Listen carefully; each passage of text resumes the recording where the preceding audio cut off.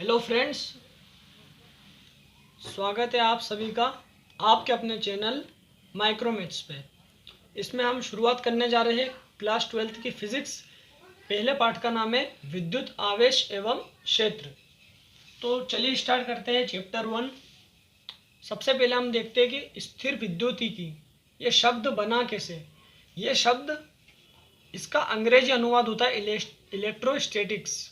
ये दो अलग अलग शब्दों से मिलकर बना है, इलेक्ट्रो प्लस स्टैटिक्स। इलेक्ट्रो का मतलब होता है आवेश और स्टैटिक्स का मतलब होता है स्थिर, यानी कि विज्ञान की वह शाखा जिसके अंतर्गत स्थिर आवेश का अध्ययन करते हैं हम, तो उसे बोलते हैं इलेक्ट्रोस्टैटिक्स यानी स्थिर विद्युतिकी। तो यह परिभाषा लिख लीजिए हमारे वीडियो यूज़ करके। फिर अब हम आते हैं विद्युत आवेश एवं क्षेत्र, इलेक्ट्रिक चार्ज एंड फील्ड्स। तो इलेक्ट्रिक चार्ज यानी विद्युत आवेश ये होता क्या है। तो अब इसे यूँ समझिए कि विद्युत आवेश पदार्थ का वह गुण है जिसकी उपस्थिति में वह पदार्थ किसी अन्य पदार्थ पर, किसी अन्य वस्तु पर बल अनुभव कराता है। यानी कि अगर मैं बोलूँ कि इस पेन में अगर चार्ज आ गया है और इस पेन में चार्ज नहीं है, तो जिस पेन में चार्ज है वो या तो इसे खींचेगा या फिर इसे धक्का मारेगा। तो हम कह सकते हैं कि इसमें चार्ज आ गया है, ये विद्युत आवेशित है। अब इसकी एक और परिभाषा है, विद्युत आवेश एक भौतिक राशि है जिसके अर्जित कर लेने पर वह पदार्थ विद्युतमय हो जाता है एवं विद्युतीय गुण को प्रदर्शित करता है। जैसे उदाहरण आपने बहुत सारी कक्षा में पढ़ चुके हैं आपकी, यदि किसी आवेशित छड़ को कांच के टुकड़ों के पास लाया जाता है तो कागज के टुकड़ों के पास लाया जाता है तो कागज के टुकड़े उस छड़ से चिपक जाते हैं, जबकि बिना आवेशित छड़ के नहीं चिपकते। क्यों? क्योंकि जब उसे हम आवेशित करते हैं, हम जैसे कि सूखे बालों में जब हम कंघा करते हैं और कागज के छोटे छोटे टुकड़े लेते हैं हम, तो वह उस सूखे बालों से कंघा करने पर जैसे कंघे को पास लाते हैं तो वो जो छोटे कागज के टुकड़े वो उससे चिपक जाते हैं, क्योंकि उसमें आवेशित का गुण आ जाता है। अब विद्युत आवेश के प्रकारों को समझिए। विद्युत आवेश दो प्रकार का होता है, एक होता है धन आवेश, दूसरा होता है ऋण आवेश। और विद्युत आवेश के गुण और विद्युत आवेश की प्रॉपर्टीज यानी कि गुण धर्म। विद्युत आवेश की एसआई इकाई कूलाम होती है। विद्युत आवेश को हम कूलाम में नापते हैं, जैसे लंबाई को हम नापते हैं मीटर में, तो ऐसे ही विद्युत आवेश को हम नापते हैं कूलाम में। ये एक अदिश राशि है, इसमें दिशा की आवश्यकता नहीं होती। आवेश बराबर होता है धारा गुणित समय, Q is equal to I into t. Q इससे C से भी प्रदर्शित करते हैं, इसे Q से भी प्रदर्शित करते हैं। I यहाँ पे है धारा एम्पियर में और आवेश है कूलाम में, समय दे रखा है सेकंड में। अब इसे एक एग्जाम्पल के द्वारा समझिए। यदि किसी तार में 4 कूलाम आवेश 2 सेकंड के लिए बहता है तो फाइंड द इलेक्ट्रिक वेव्स यानी कि धारा का मान बताइए। सॉल्यूशन, वी नो दैट, हम जानते हैं कि Q is equal to I into t, आवेश बराबर धारा गुणित समय। तो हमें I का मान ज्ञात करना है, तो I बराबर हो जाएगा Q अपॉन टी। तो I is equal to Q का मान था हमारे पास 4 कूलाम आवेश और समय का मान था 2, तो I का मान आ गया 2 एम्पियर। उस तार में 2 एम्पियर की धारा बह रही है। अब समझिए उदाहरण नंबर 2, विद्युत आवेश का विमीय सूत्र बताइए। हम जानते हैं कि Q is equal to I into t, यहाँ धारा का मान है I और समय T मूलभूत राशियाँ हैं। अब हम इसकी इकाई सूत्र में रखेंगे, तो धारा A से प्रदर्शित करते हैं A की पावर 1 और समय को हम करते हैं प्रदर्शित T से, तो T की पावर 1, यानी कि Q इज इक्वल टू, इसका विमीय सूत्र हो गया A की घात 1 T की घात 1। अब हमें किसी वस्तु को आवेशित करना है, तो उसके आवेशित करने की विधि कौन कौन सी है, उसे किस प्रोसेस के द्वारा आवेशित किया जा सकता है। पहली विधि है घर्षण द्वारा, यह सबसे ज़्यादा प्रचलित विधि है। फिर यह चालन द्वारा और यह है मोस्ट इम्पोर्टेंट प्रेरण द्वारा, क्योंकि इसमें से बोर्ड परीक्षाओं में बहुत सारे प्रश्न भी बनते हैं, लगभग हर साल इसमें से एक प्रश्न आता ही है। अब समझिए घर्षण द्वारा आवेशन। घर्षण द्वारा यदि किसी वस्तु का आवेशित करना है तो इसमें आवेशन की इस विधि में दो पदार्थों को आपस में रगड़कर एक दूसरे के दूर ले जाते, जिससे दोनों पदार्थों पर अलग अलग प्रकृति यानी कि एक पे प्लस और दूसरे पे माइनस और समान परिमाण का आवेश उत्पन्न होता है। जैसे कि मैंने इन दोनों चीज़ों को रगड़ा और इन दोनों चीज़ों पे आवेश आ गया, इस पे माइनस आया, इस पे आया प्लस। तो अगर इस पे 2 प्लस आया तो इस पे 2 माइनस हो जाएगा, क्योंकि यहाँ पे बोल रखा है कि समान परिमाण का आवेश उत्पन्न होता है। किस पदार्थ पर धनात्मक, किस पदार्थ पर ऋणात्मक आवेश उत्पन्न होगा, ये उस पदार्थ के गुण धर्म पे डिपेंड करता है। एग्जाम्पल लीजिए कि कांच की छड़ को रेशम के कपड़े से रगड़ने पर कांच की छड़ में धन आवेश आ जाएगा, रेशम का कपड़ा ऋण आवेशित हो जाएगा। अब आता है चालन द्वारा आवेशन। तो चालन द्वारा आवेशित वस्तु इस तरह होती है कि अगर एक वस्तु में आवेश है, जैसे इसमें आवेश है नीली वाली पेन में और इसमें आवेश नहीं है, अगर इसमें आवेश है और मैंने इससे इसको टच करा तो जैसे कोरोना वायरस फैलता है ऐसे इसमें ये आवेश फैल जाएगा। तो देखिए, यदि किसी वस्तु, एक आवेशित वस्तु को अन्य अनावेशित वस्तु से स्पर्श कराकर अनावेशित वस्तु को आवेशित किया जा सकता है। तीसरा है मोस्ट इम्पोर्टेंट, प्रेरण द्वारा आवेशन। अब देखिए कि यदि प्रेरण द्वारा कैसे आवेशित करते हैं। यदि किसी वस्तु को अनावेशित वस्तु के समीप, यदि किसी आवेशित वस्तु को अनावेशित वस्तु के समीप बिना स्पर्श करा, हमने चालन में स्पर्श कराया था, इसमें बिना स्पर्श कराया, अगर पास लाते हैं तो अनावेशित वस्तु की पास वाली सतह पर विपरीत प्रकृति का आवेश और दूर वाली सतह पर समान प्रकृति का आवेश उत्पन्न हो जाता है। इस घटना को स्थिर विद्युत प्रेरण कहा जाता है। अब आप इसे चित्र के जरिए से समझिए। तो दोस्तों, हम एक उदाहरण लेते हैं एक गोले का। अगर ये गोला आवेशित है, इस पर कुछ भी आवेश हो सकता है। आवेशित का मतलब धन आवेशित भी हो सकता है, ऋण आवेशित भी हो सकता है। तो हम मानते हैं कि इस पे धन आवेश है पूरे गोले पे।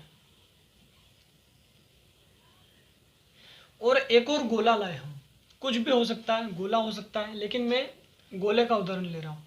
एक और गोला लाए इसके पास, तो प्रेरण का नियम क्या कहलाता है कि उसके पास वाली सतह पर, यानी कि हम इसे पास ला रहे तो ये जो अनावेशित वस्तु है इसकी ये पास वाली सतह है, तो इस पर विपरीत प्रकृति का आवेश होगा, यानी कि यहाँ पे प्लस है तो यहाँ पे माइनस हो जाएगा, और दूर वाली सतह पर समान प्रकृति का आवेश उत्पन्न हो जाएगा।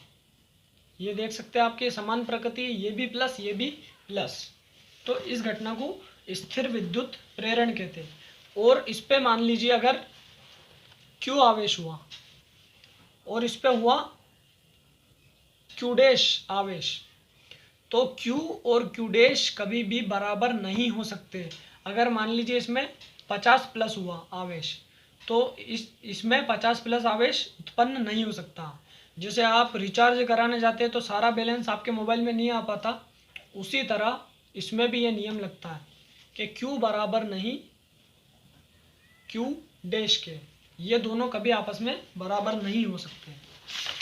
अब समझिए कि एक गोले को, ये उदाहरण है, एक गोले को प्रेरण द्वारा आवेशित कैसे कर सकते हैं। गोले को धनावेशित करना है, धनावेशित कैसे कर सकते हैं।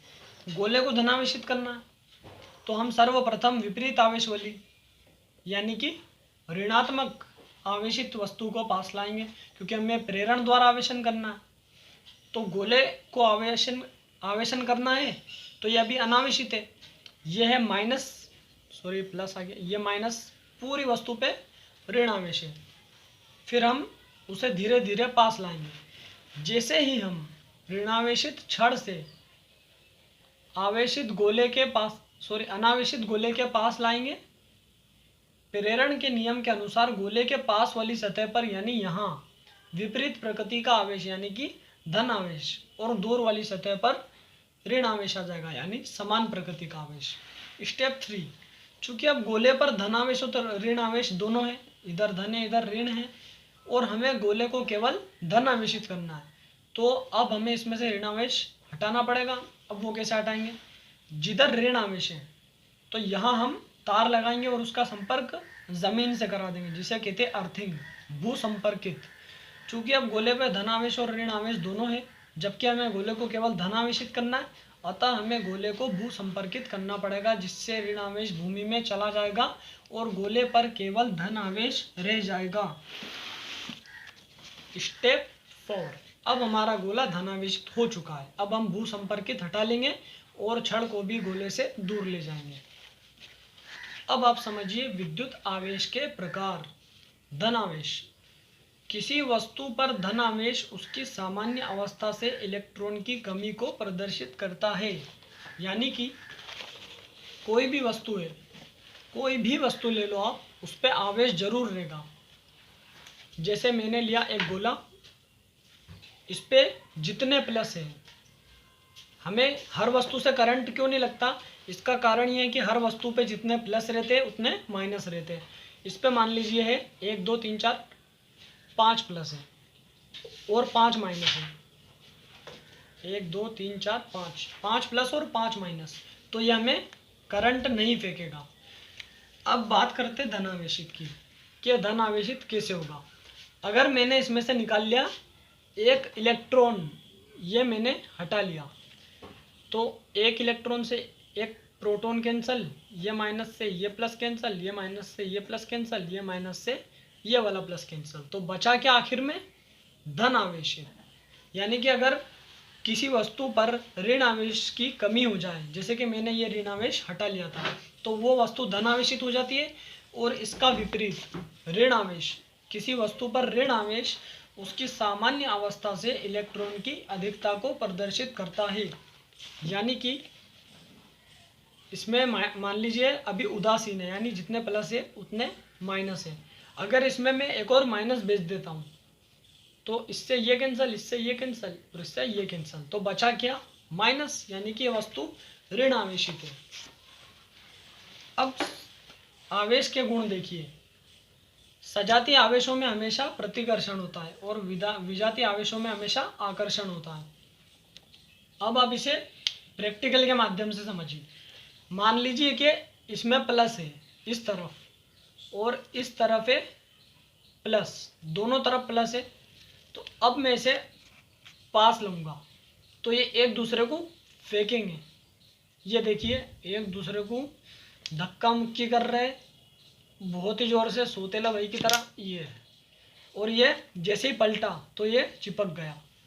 इधर है माइनस उदाहरण के लिए, और इधर भी है माइनस, तो ये भी एक दूसरे को, सॉरी इधर है माइनस, तो ये भी एक दूसरे को फेंकेंगे, धक्का मुक्की करेंगे। जैसे ही मैं इसकी एक साइड पलटता हूँ तो ये आ जाता है प्लस, ये हो जाता है माइनस, तो ये एक दूसरे से बड़े प्यार से चिपक जाएंगे।